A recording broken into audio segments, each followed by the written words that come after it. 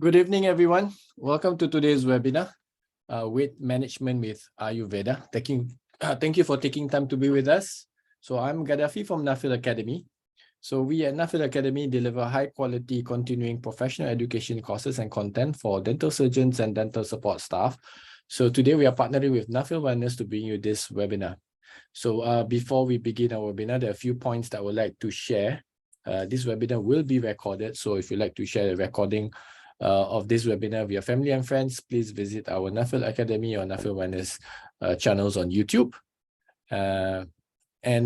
Second point is to please feel free to post any questions at any time in the Q&A option in the below section of your Zoom screens. Our speaker will do her best to answer all your questions at the end of the webinar. A brief introduction of our speaker, Dr. Varsha Santhosh, is a qualified Ayurvedic physician from India's Pune University and has practiced in Singapore for 8 years. So she strives to bring authentic classical Ayurveda to the masses. Friendly and empathetic, she has worked with many patients to relieve and treat ailments holistically. So without further ado, Dr. Varsha, please. Thank you, Gad. Good evening, everyone. As always, we begin a session with a small prayer to invoke the grace of the God of Ayurveda, Lord Dhanvantari. Om Shri Dhanvantaraye Namaha. May the words that flow out of this mouth be in accordance with Shastra and science. Good evening, all of you. It's a very interesting topic. Why? Because most of us have seen either someone dealing with the weight, or it's probably us at some point in time where we find it so difficult to shed some kilos. There's the opposite way also. There are some people who would like to gain weight. So we had dealt with that topic in the previous, when we have dealt the eating disorders. And now we are dealing the other spectrum, post the eating disorders topic. What to do if we are having few excess kilos, why it happens, and what is it? So let me just begin my presentation first so that we can talk further. Okay, so what does Ayurveda, first of all, have in weight management? That's the topic tonight. And we'll first see what the modern has to say, and then we get into a pure Ayurveda topic. Is it really a cosmetic problem, or it's a serious issue? So why we everybody gets so interested to listen to this topic, obesity, when it comes, or why is there always this never answered question, how to lose weight, and everybody seems to advise something or the other and nothing works. So is it really a cosmetic issue only, that you have to look beautiful, and because beauty is defined in certain way, and that flat tummy and that size, we feel so overwhelmed that this is how what is beauty is, and this is how one must look, and this is the slim model that. So it's been bombarded on us from all sides, from the advertisers that come, from a magazine cover page, probably who is the presenter of the show, anything. So there is something about how we look and the way it is projected. We think that this look is the healthy look. But we saw in the last session where this may not be a healthy look. And probably the way we are could be a healthier way. And we'll have to define then what would be the obesity category. Up to what kilos extra is okay. We'll have to see that. So not the image that has been projected on us. It's only the cosmetic angle, and we think this is healthy. So we need to just clear this, that it's not a cosmetic problem only, and it is not, this vision is also wrong, that we must look in a certain flat tummy way, in a certain measurement. So that we saw is going to be a psychological aspect in our last 2 sessions. So now let's continue with this. So is it serious? It's definitely very serious when you come into this category. There are several reasons why we would gain weight. Sometimes it's just one of those where we have got a bad lifestyle, let us say. And when we correct ourselves, it's easy that we, whatever few kilos we have increased, we just decrease it off. But sometimes it is some underlying condition. Sometimes it is the way we have been brought up. Sometimes it's a genetic problem. Sometimes there are environmental factors. There could be some underlying disease, some hormonal imbalance. But again, everything points out to the lifestyle. Are we eating healthy? What are our proportions? Are we eating when we are stressed? Are we eating when it's a wrong timing? Though the plate can be healthy. So whatever would be the reason, the underlying reason, if it is resulting in something called as obesity, this obesity is then not just a cosmetic problem. Because a certain actress looks in a certain way, a certain actor looks in a certain way, some ad which is our favorite, the model is like this, some job requires certain kind of shape and figure. So it has been subtly brainwashed that this is beautiful and this is the way this should be healthy. So it is not for everyone to be in a certain kind of figure that we have been forced to think. So it is the advertisers have made a subtle change on our mind. So first we'll have to be comfortable with the body that we have, and then analyze it. What is the discomfort? Am I able to climb up few flights of stairs without feeling tired? Am I able to do my daily chores? We'll have to run through all this. Plus, it should not be a hard and fast rule that this much kilo for this height. So if we pull that way, then everybody in that same shoe will not fit correctly. There are several aspects from which region you are, from, let's say if I have to take an example of India, then we find the Punjabis have a broader shoulder or good height. They are taller. And if we come little down to the south, they are not having that kind of a physique. Now, if we have to go by the age and the height, how can we define who is going to be overweight? So by region itself, a certain kind of a physique would be normal and healthy. So we should not strain ourselves, and we should actually strain our minds, I should say, and we should have a different outlook. The spectacle should be different to see what is healthy and unhealthy, and not how flat the tummy is and what size of clothing is worn. Any kind of obesity has a very high risk problem. So it's from, let's say, the cardiovascular, whenever the fat deposits, there are so different channels in our body. So when, let's say it's going to affect the arteries, if it's blocking the arteries, then where it is blocked.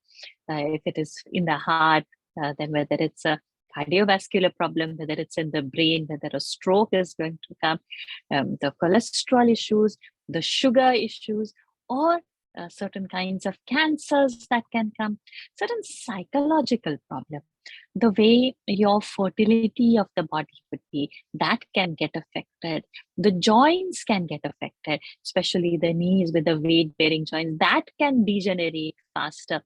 There could be friction in the joints to lead to the wear and tear of the cartilage. So it's not only a cosmetic issue and why we are worried so much about it. The thing is, we need to be healthy, fit and fine, because excess kilos, excess fat leads to certain serious kind of disorders which we need to take care of. Let's move ahead. Many times it is said, why me? So what happens with certain people, like when they are overweight, and we are told, okay, don't mind the body shape or anything. But when the person is in the obesity category, few kilos extra doesn't mind. So overweight is fine. But obesity, what happens is the overall quality of the life is diminishing. So the normal chores that you would do, you're not able to do those regular physical activities which you were enjoying. Like just go hop on a bike and go and bring your probably some grocery item with few kilos or carrying on your shoulder. That was probably easy in one point. And now as the weight has gained, and from overweight when it has changed to obesity, the regular chores seem to be very difficult. And that's what happens is you then start avoiding the public places because you feel embarrassed. Certain things you're not able to do. The regular activity is not possible. And what happens many times, we judge people. Somebody we have in our mind that slim is beautiful. And if we see somebody who is obese, suddenly in the mind, we prefer probably a certain kind of a shape for a certain kind of a job. So this person is, constantly facing some kind of a discrimination somewhere or the other. So now everything in their life, like the daily chores that are supposed to be done, it's not possible for an obese person. And all this thing is happening, piling up one by one. Then what the resultant is, it's affecting the mind of this person. Slowly, this obesity, which was only a little extra kilo weight problem, now has come into obesity category. Now it has affected the life. Then it is affecting the mind as well. So the person starts getting into some depressed category. Some disability is beginning to come now. There is some shame, some guilt that person starts associating with it. Then, as this problem is growing, slowly a complete isolation from all the social activities begin to happen. And this low esteem, unable to work, all this combination gives a low productivity at work for this particular person. Then what happens? So you're not motivated to do, so you're not motivated to carry out your work. You don't want to go out. You don't do any exercises, and the cycle continues and you become more sick. So the obesity person suffers more weight gain. The question comes is, why me then? And this question continues because every area is getting affected. It's not just that's why I said it's not only that cosmetic person perspective. It's for this particular reason that the whole life is getting stagnated. It's for our outlook today is not because the model on that magazine cover is like that, so I have to be like her. That we do not know her personal life. It can be some anorexic or bulimia person, which we saw at last time. But am I healthy? Am I able to do the chores? This should be our outlook. Am I getting those short breaths by just walking few steps? Am I going into the inability category? Is my mind getting affected? Am I avoiding? So these questions should come. Then you have to quickly act before all the suffering starts and you begin to isolate. So this is how the cycle of obesity person goes into, and to come out of that, there needs a real motivation, and only that only person can help. No external motivation would help, because that person has to make himself or herself get up and come on to the feet and take the initial first step.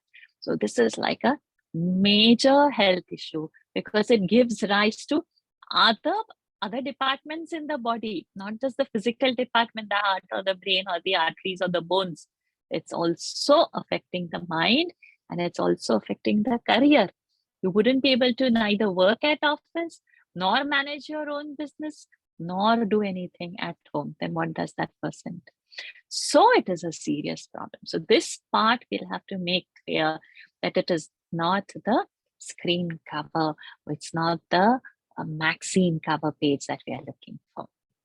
Let's move a little further with our journey.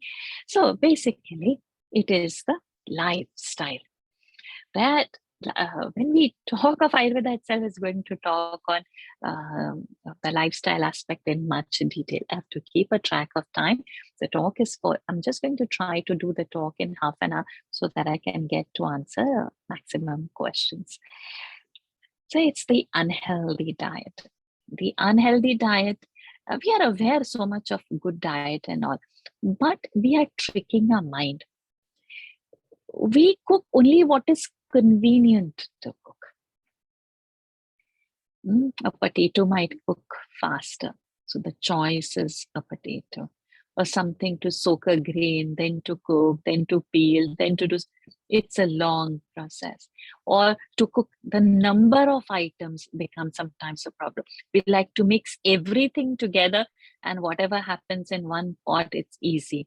Or we just prefer some bread, put something into it, make a sandwich out of it. So the choice of the food, though we are aware what is healthy and unhealthy, we think we are eating healthy, but we are tricking our mind in the convenience form. So I eat only this, but whether we'll see when we go into the Ayurveda perspective, the choice of the food, what it would be. Example, my favorite example is yogurt. So because yogurt is bombarded in the market, and you have to eat yogurt. And nowadays you get these smoothies also of yogurt, and you get fruits and yogurt combination. So many things with yogurt is happening in the market. Even the ice cream has come out of yogurt, just because yogurt now is promoted healthy drink. But in Ayurveda, for particularly the obesity case, we say, please don't have yogurt.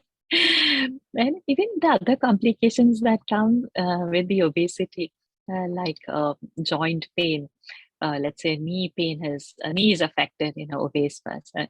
No, it's arthritis case. We first in Ayurveda, we say, please don't have yogurt. So something that is promoted as healthy with the ancient wisdom, in this modern life, if we have to use, it's a problematic substance. I've just given one example. So like this with Ayurveda, we'll have so many other aspects to see. Let's go a little forward. I'll take the third topic, was the liquid calories. So we think certain drinks are healthy. Diet, some fizzy drink. No, but there is, for that non-sugar, there is something else, an artificial chemical added to make it sweet. So no sugar, we are attracted to it, but still it is tasting sweet. Then what is the sweetener that they have added should be the question. Diet, whatever, Coke.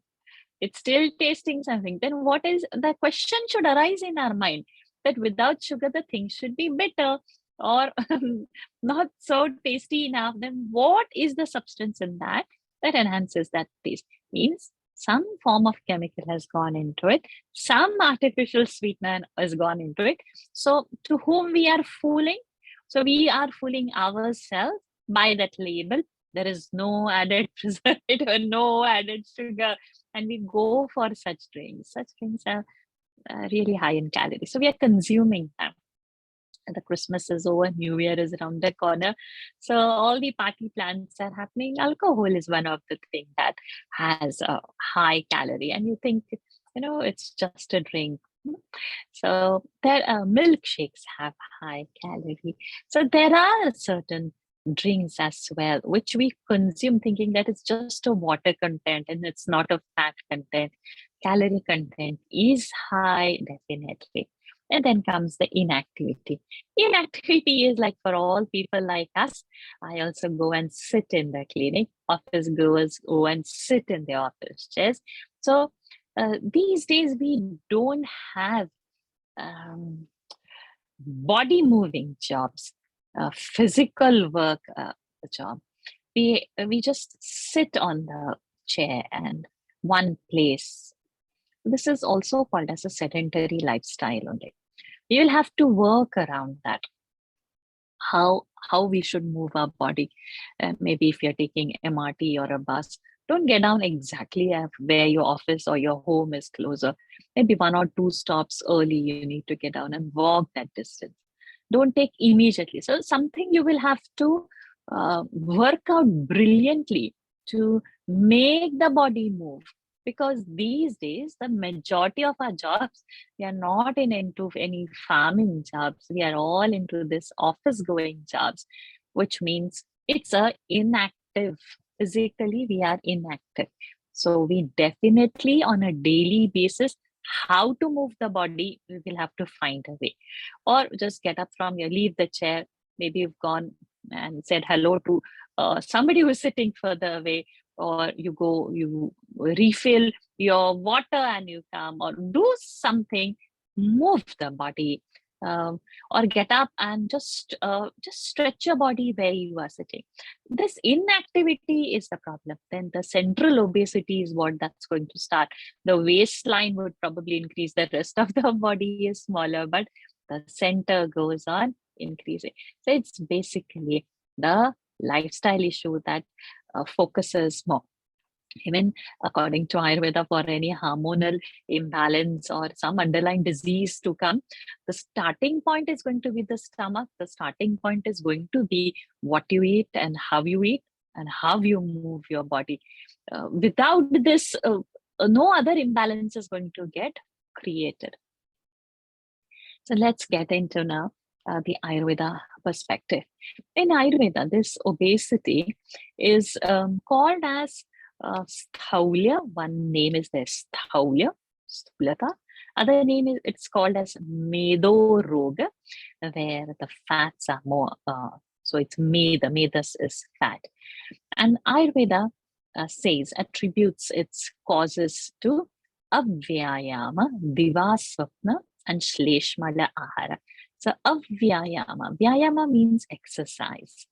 Avyayama means lack of exercise. A person who doesn't exercise at all, means the body is again not moving. So these are all textual reasons that I have quoted.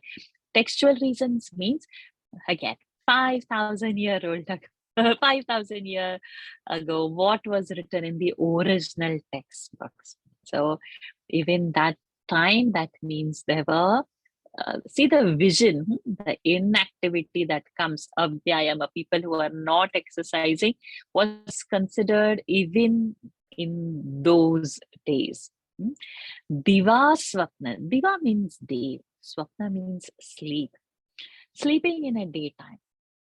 That's a weekend problem. We cannot complete the weekend without sleeping so much in the daytime.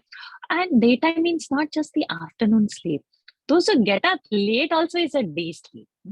Like Singapore, the sunrise is around somewhere around 7ish in the morning. So you should get up at least 48 minutes before sunrise. So that means around 6:15 we must get up every day. And we should be ready for the. It's not after sunrise we have to get up. It should be before sunrise, before the dawn breaks. So some people have prayers at the dawn break. Those are so crucial, that You automatically get up in the morning. Somewhere, some temple bell rings, somewhere, some prayer we have. That is not that you do that act and come back and sleep again. It's to continue. You start the day with your whatever prayers, and then you continue, whether it's your exercise or you should not go back to the bed. So I had one of the grannies who would not, once she leaves the bed in the morning, she would not go to the bed again. And it was meant only to be used in the night. So she'll come to the bed in the night to sleep. So probably we need to learn from what our seniors, the older generations followed. But we dumb all that lifestyle thinking, oh, we are modern people. Yeah, we are modern people with so many sicknesses in our body. And then the Shleshmala Ahara, this word I'll have to explain now. Shleshma means kapha. So food that increases kapha. So I'll have to come to describe what is this kapha. So kapha is formed from two of the basic elements, that is earth element and the water element. So these two elements in the universe are the most grossest element. We all know that there are 5 elements. So the earth and the water, they are the grossest. And the other side of the spectrum, the lightest, are the space and the wind element. And the middle one is the fire element. So the lightest is the wind and the space. Grossest is the earth and the water element. So now what we can, in the universe, this is there. Okay. We have only 5 sense organs, right? All these 5 sense organs can get only 5 things from the universe. What are the sense organs for? They go and fetch up the information to us, what's existing in the outside world. Apart from these 5 sense organs, we don't have anything. That means we don't have any more than 5 elements in the world. This is all there is there in the universe. So now, when we say it's the kapha in the body is so in the external universe we call it as elements, basic elements. In the body we call them as dosha. So not the dosha which you eat. This dosha is something of the 5 elements. They combine in twos and form our body. That is called a dosha. These are the basic energy levels where if they are in balance, the health is maintained. If there is an imbalance, then immediately we can fall into not like a disease category, but a discomfort begins to form. This ease forms, and then there is a name for the disease. So these are the space and the wind. They form something called as Vata dosha. The fire and the water, it combines to form Pitta dosha, and the water and the earth element combines to form Kapha dosha. So what is in the outside world, in the body, we call it as a dosha format. Okay. So this dosha, the word comes from dosha has a what we can say definition called dushana dosha.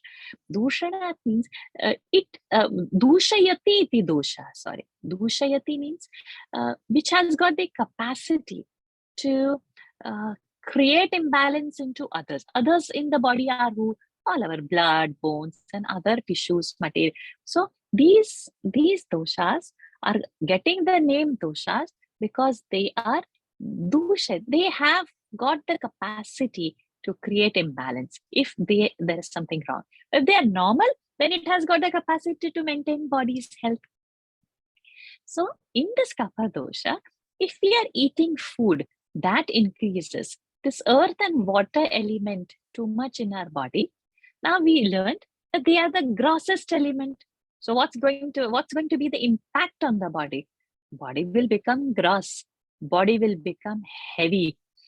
So what are these kinds? So predominantly all sweets come into this aspect. Eating, overeating, and after you've eating, again you need. So at a time you eat a bigger portion, And after eating, you again look out for, is there some snack to put in the mouth after that as well? So bhuktasyopari bhukta means you have eaten something and then on top of that you eat.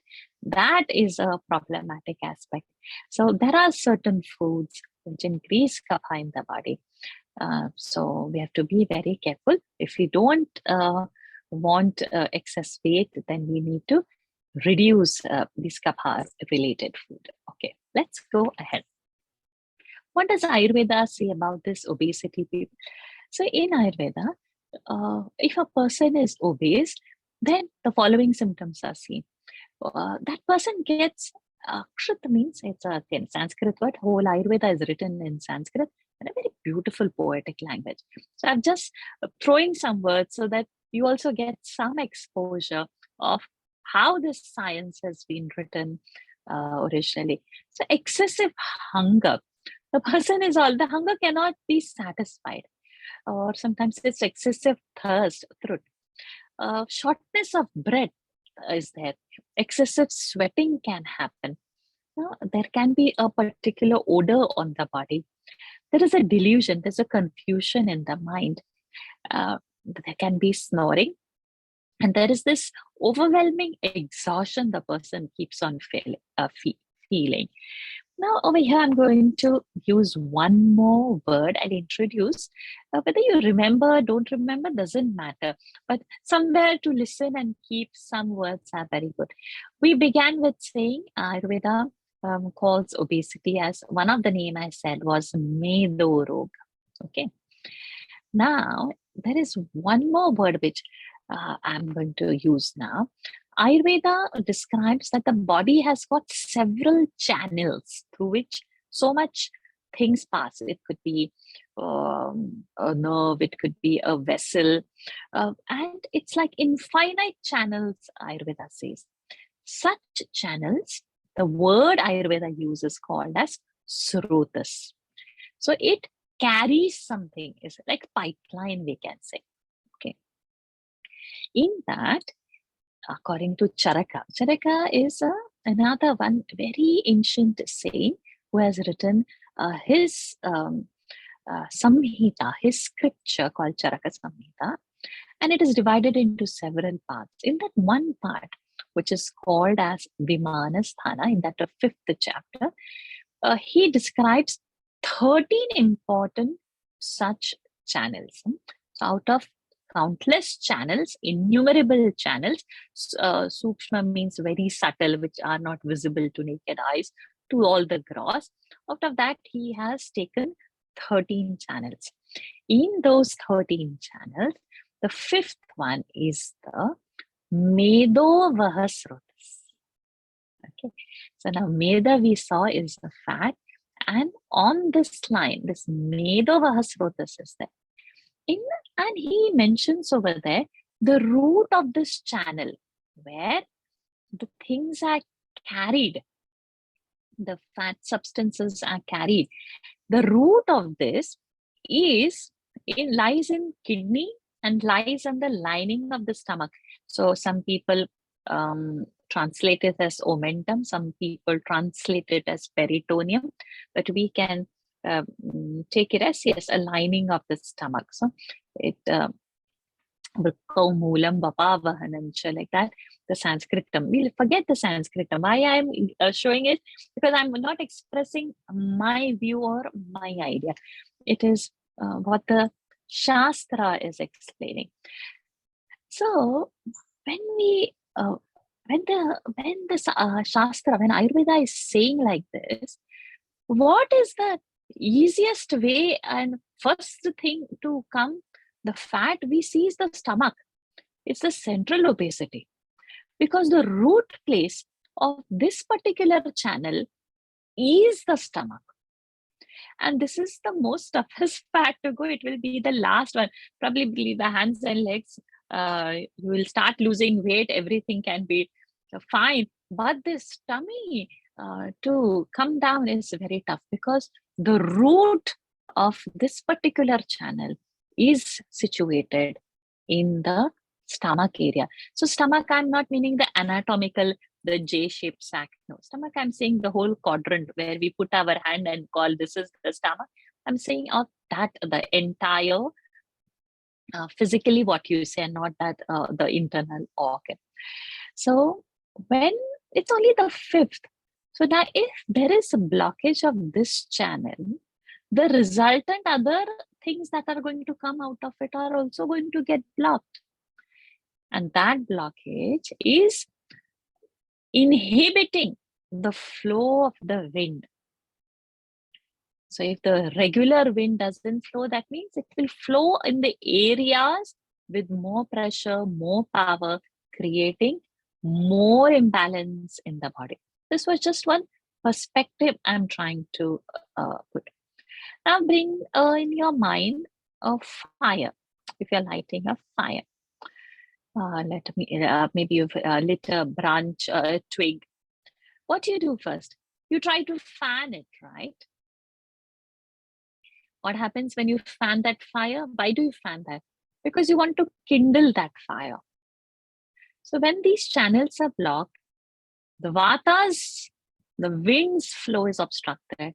It goes in other direction where it is not able to go with more force. And generally, the wind flow is a downward according to Ayurveda is normal. And when it begins upward or tiryat, that means anyhow, the first thing affecting in the stomach is the digestive fire. It gets kindled abnormally. That's why this person feels hungry. But it is not the natural way. The wind is also moving. So the person is unable to digest that food because it was only a temporary feeling. It's not there staying consistently. This leads to the food that has been gulped due to hunger, and now the digestive fire is not there. It allows that food to remain like that, which creates, we call something, the undigested material. The name in Ayurveda for that is ama. More problem created. So each time there may or may not be this ama, undigested material. Sometimes it can get digested. So this obese person will go through several kinds of symptoms, and all obese people will not have the same symptom because of this reason, that there would be varied amount of wind, varied amount of fire, presence and absence of a fire at the time of digestion, not at the time when you have taken the food. So it's a very deep science. I'll cut short this, but I just wanted to give you the glimpse that what Ayurveda is saying, and it is so beautifully told in Charaka Samhita, though Sushruta Samhita also mentions. Let's go one step forward now. There are so many things Ayurveda has written, but I've picked up only one particular thing to give you a synopsis. You learn one and or you understand one, and then automatically you will understand many. So I'm just overshooting time. I'll try to wind it up in quickly. So a very beautiful word which you need to remember, it's called as Langhana Chikitsa. A very, very, very much like, I would say, an Ayurvedic terminology this is. This word comes as a part of a 6 basic treatment principles are there of Ayurveda, where you can Brahmana Chikitsa, we can nourish the body, and the opposite of that, where you make the body lighter, is called as Langhana. Other is like you make the body lubricate, you call it as Snehana, and the opposite of that is dry, you call it Rukshana. And Pachana, where you digest certain things, Stambhana, that means you stop certain things. So these are like a 6-fold Ayurveda treatment modalities, which we need not remember at the moment. We can remember only thing that Langhana is one kind from those 6-fold principles of Ayurveda of treatment. So this particular treatment, what it does is it makes the body light. And for the Langhana to happen, the making the body light, this treatment due to Langhana, there are 10 ways that you can make a Langhana possible. So one of the thing is, everybody knows this word panchakarma. Panchakarma, people keep on asking. So those who are not aware, those who are hearing it for first time, I'll just say briefly. Pancha means five, and karma is the action. The fivefold actions that are taken to deal with those doshas, vata, pitta, and kapha. So one way is to give medicine orally and bring it out orally, like emesis, like vomiting. So all the doshas that are stuck above the chest level can be easily brought out like this. So predominantly it's the kapha dosha. Or you give the medicines orally and you purge it out. That means through the anal route it will come out. So this predominantly goes and acts on the stomach, and through the anal route it comes out. That means a way to the way of purging. So this is predominantly done for pitta aspect. Then the other method is you reach the medicine through the anal route and you bring it out through the anal route. So it goes and acts majorly on the intestine, the large intestine, and we know the seat over there is the vata place over there. It acts on vata dosha. So it's something like an enema that is given. And another route is the nasal route.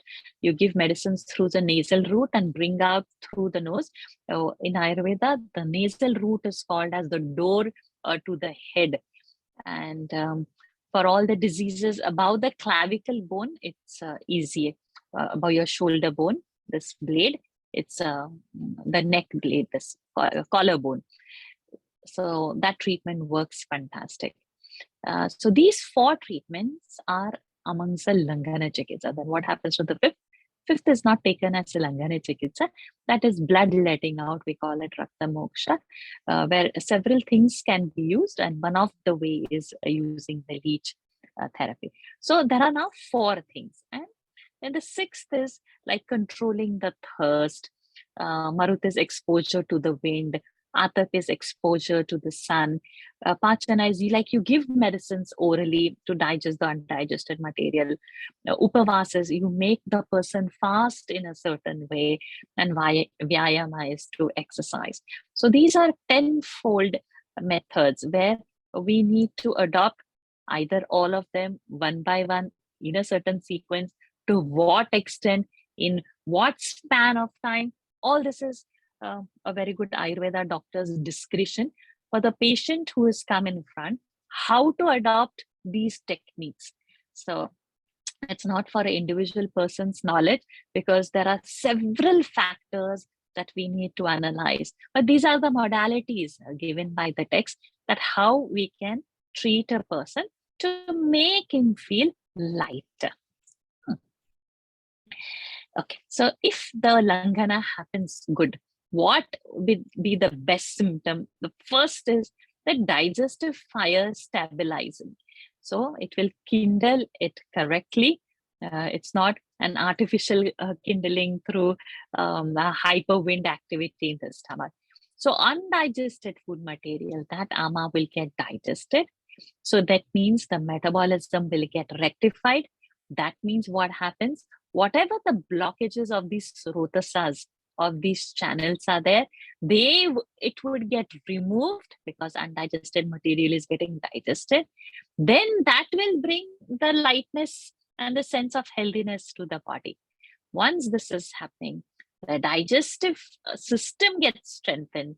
The resultant will definitely be weight loss only towards healthy. So we are not saying those are already thin to make them less. That is going to create more vata into the body. The candidate to receive the treatment has to be qualifying to receive this. For a 50-60 kilo person, you do Langana, and yes, you make the body lighter, you are harming the body. We are talking this like 100 plus kilos, something is there. For them, we are talking. For a little lighter, 70-80 kilos, there is a different modality that we would go. So that could be as a overweight category and not as a obesity category. And I'm not again putting a height and a weight thing and making, okay, this much and this much only BMI. We'll not think it in that way. We'll have to analyze individual person's capacity of functioning. And then, so if 100 kilo person is functioning normal, is that okay? Yeah, but show me which 100 kilo person is healthy. There will be some problem with his Agni, the digestive fire. Somewhere some Medovasrotas is creating some problem. So this analysis requires a very skillful Vaidya, Ayurveda Vaidya. There are so many things to say, but one quick thing where you can reach Ayurveda doctor, you can come to the clinic for a very high class, one specialized treatment apart from this Langana, which we have seen. This one particular treatment, which is called as Udvartanam. Normally, when we say massages, we feel some nice, some aroma oil or some Ayurveda oils or some cream, some balm. But this particular treatment is done with dry powder, and it's a medicated powder. There are certain herbs and some combinations. So again, it is a best way to reduce the kapha aspect, and to the in turn that means to reduce weight. So all the oil therapies are very soothing. From top to down, the strokes are very gentle, and probably people fall also asleep during a Abhyanga session or the oil therapies. But this particular one is very vigorous. It starts from bottom to top, opposite direction. It's very dry, and definitely the person cannot sleep because it's a very high, fast-acting therapy, and there is a constantly the powder change, the position of the body change, and the way the therapist works with such fast movements. It's a very rigorous movement that it's the person will definitely cannot fall asleep. So the point to say, it's not something like a relaxing massage or something. It's a very intense way of treating obesity. Nevertheless, the main part of Ayurveda is with the diet, and people think, okay, I have to lose weight, and they adopt such weird ways of dieting, not to eat at all. Don't eat, fast whole day, eat in the evening. I don't know, only eat fruits, or only drink water, some weird ways. But are we able to do that for the rest of the life? So we have to adopt certain ways where we can withstand that in a long period. It's not that do for 2 days and the third day you feel you give up on life, you get so fed up, you start eating whatever is in front of you, and then you curse the diet that who has invented. So Ayurveda doesn't believe like that. There should be some balance in the things that we do, in all the actions that we do. So I've just listed only some guideline over here, but there is so much more that another talk would be necessary, only on talking on ahara. But nevertheless, just see that your biggest meal is in the daytime, when is your highest activity, not in the end of the day when the activities are reduced, and definitely not late in the night. And I've mentioned the buttermilk over there. See, avoid yogurt and have buttermilk. So one must learn to really make a good buttermilk at home. The Kerala style is definitely fantastic, I feel, because they season the buttermilk over there with herbs like curry leaves, turmeric, coriander. They also use asafoetida. And certain North Indian practices are very good, where they add mint leaves, coriander leaves, fresh ginger, Himalayan salt into buttermilk. So when we treat the buttermilk in this particular way, the purpose of the buttermilk is to enhance a better digestion.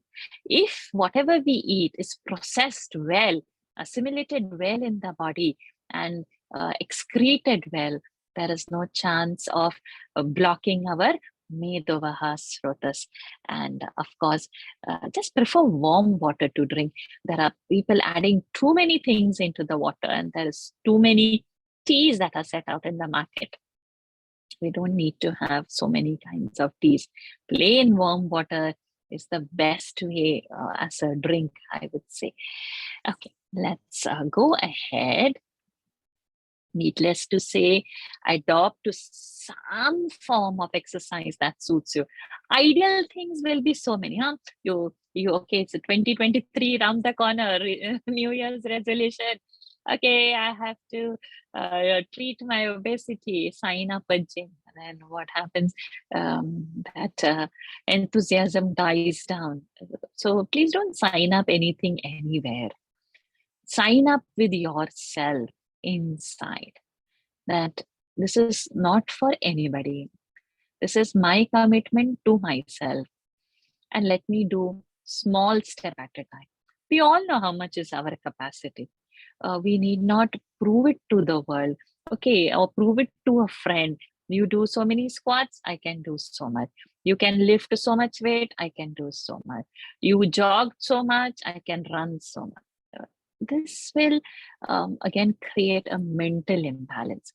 So to have peace first with ourselves is important. What is a possible thing? 1 kilometer a walk. Okay, see how much in 1 kilometer, how much time you're taking. You're taking 20 minutes. Okay, fine. Today it is taking 20 minutes, but keep a target that a kilometer can finish in 10 to 12 minutes. I am taking double the time. That means my body is not moving and I'm doing only 1 year. People are walking 50 kilometers, 25 kilometers, 10,000 steps, 15,000 steps. God only knows what all they do. I've seen people keeping a track for the whole day step they are counting. No, at a stretch, how much you can walk. That is a health. So doing small steps and throughout that counting, it's not. So slowly that 1 kilometer should increase to 2 kilometer. 20 minutes taken should slowly come down maybe to 17 minutes to 15 minutes. Target. In this week, I'll improve so much. Small target to prove nobody. You cannot definitely fool yourself. So take a note. In your mind, you are doing it and move the body. So the action plan should not be in the diary. The action plan should be acted upon. And then only you should be able to sleep peacefully. Like today's agenda I have completed. I had to walk only so much I have done. Next week, probably I should be able to increase. So I'm saying simple thing. Those who are able to move better, okay, go and swim or pick up some sport where the body can move. Or those who don't want to get out only of the house, still not yet comfortable, pick up some yogic poses at home. Maybe you've learned some sun salutation at home or some floor exercises. That's all, like what we did in school days during the physical training, the PT period. Something small, but make sure the body is moving. That's the only way. You can come and see me over here. You can give a call. You need some advice. I'm there available for that. If any medications are needed to correct something and all, let that be under the doctor's supervision only. There is so much available on the internet. So many recipes and drinks and food are available. Even medicine list is available. But it's better get yourself diagnosed first. Due to what the weight gain is? Is it just merely a metabolic issue? Is there some underlying other health problem? Is there any other hormonal imbalance? What is that? Let the doctor do the job. Those who are in Singapore can reach me over here. Those who are not, though, if you're connected, just see the Ayurveda doctor you choose is competent enough so that it's not westernized way of Ayurveda you are served. We have to go back to our traditions. With this, we stop over here. If there are any questions, I'll be taking those questions and then we conclude the session quickly.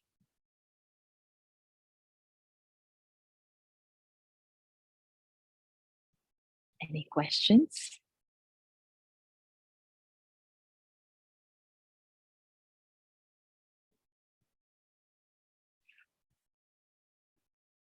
Okay, Thank you. If there are no questions, we conclude. In the series, the next week, we have another talk on frozen shoulder. And those who, I'll share the link, but do visit the Nuffield Academy site or reach us so that we can share how the way you have to register. And then we pause for some time. I'll wait to hear from you. Many of you are writing for the next topic as well. So I'll try to deal those topics as per your request. Thank you everyone for joining. And see you all next Thursday at same time for frozen shoulder in Ayurveda. Thank you. Thank you, everyone. Have a good night. Happy New Year.